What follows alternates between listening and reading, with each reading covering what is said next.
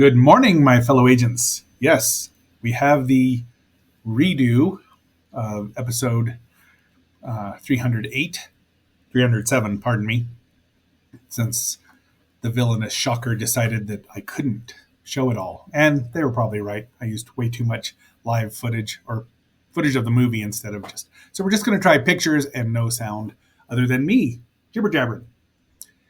So, 1972 or 1971, Kamen Rider debuted on the television, and it was a big, massive hit after about 14 episodes. Just because the first actor,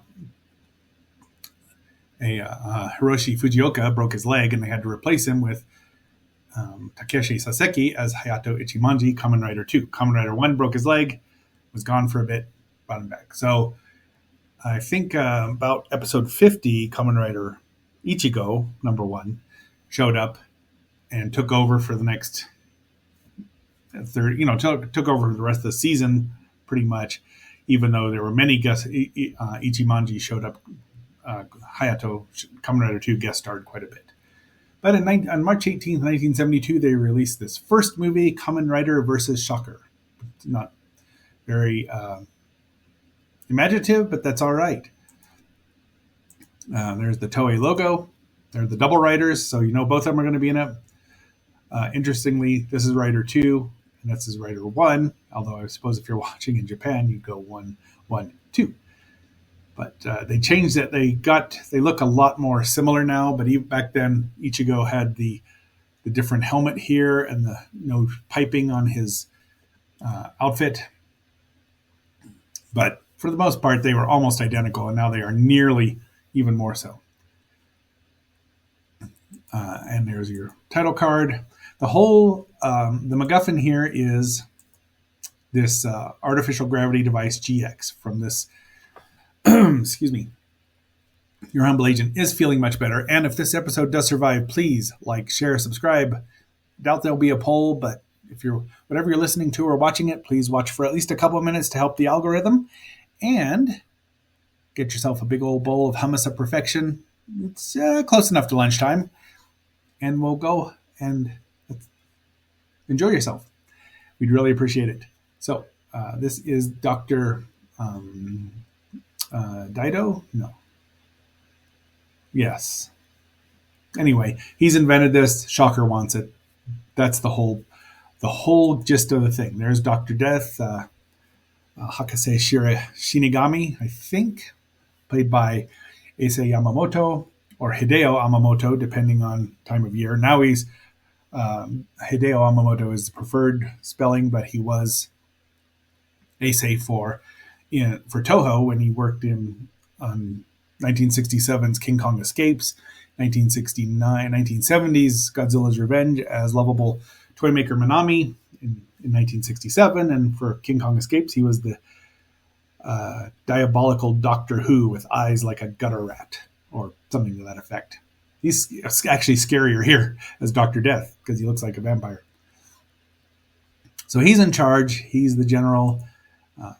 Daidoji, that's then Flyman's going to kill him, but Hayato shows up, and along with Taki. This is Jiro Chiba. Shinichi Chiba's younger son is the best martial artist without a mask on in the whole movie. And so they fight the monsters, which are all reconstituted. Reconstituted monsters, of course, don't ever fare as well as they did in their original episodes. But they blow up real good. His henshin, and there's just a interstitial from the television show, and the battle is on. So they go to take the good doctor's daughter, Tamami, and hold her hostage. So birthday cake's on fire. That's got to be startling to a child. And I think that's Goro is his name. He's got a mouth on him. He swears at these guys a lot, at least through the English subtitles. There's 2 more Kaijin. Kaijin are reconstituted humans, reconstructed. Take your pick. Monster men, essentially. Shocker makes them out of their grunts, or the ones that show promise. probably implants him. The original Kamen Riders were supposed to be members of Shocker, but they rebelled or had help getting away. I forget how Rider 2 got away, but it's probably explained. I just don't remember. I think Rider 1 helped him.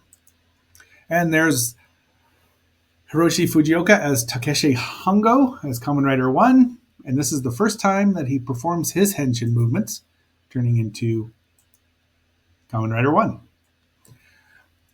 So he fights them, throws them in the air. And then here's our monster of the week, or monster of the movie, Zanjio. Well, this is a pretty good looking monster. The suits got better as the series got more popular and they got to spend more money on the monster suits. A lot of times they were just half monster, the upper half. So I don't know why you'd want to be. I don't know if they could turn back into human. Some of them could. And there's Hongo on his trusty motorcycle. Actually, that's Nigo, Kamen Rider 2. That's Hayato on his trusty motorcycle. I think they're called Cyclones. Off the top of my head, I don't remember. Off into battle. There's another poster here for the movie. And this is Oya-san, Tobe Tachibana, played by Akiji Kobayashi. He barely has a cameo in here, but they're all bumming out because they didn't get the little girl back. And they go to arrange the old we'll give you the formula if you give me the daughter. Or we'll give you the doctor so they can make the formula. There's a missing piece. Here's where the trope of all the previous kaijin showing up. And of course they have a plan, which is that the doctor's really Hongo in disguise. And there's the rest of the monsters. Once again, just throw around cannon fodder for the heroes, as you'll see. Hammer kick. It's hammer time for hammer kick. There you go, frog. And then we find out that the secret missing piece is in the doll, the teddy bear. I don't know why they're calling it a doll. The subtitles for the movie, this and the other one, was based on Kamen Rider or Super Riders with the Devil, the Taiwan movie that substituted Taiwanese actors for the Japanese actors. Call it a teddy, which it is. Here's another.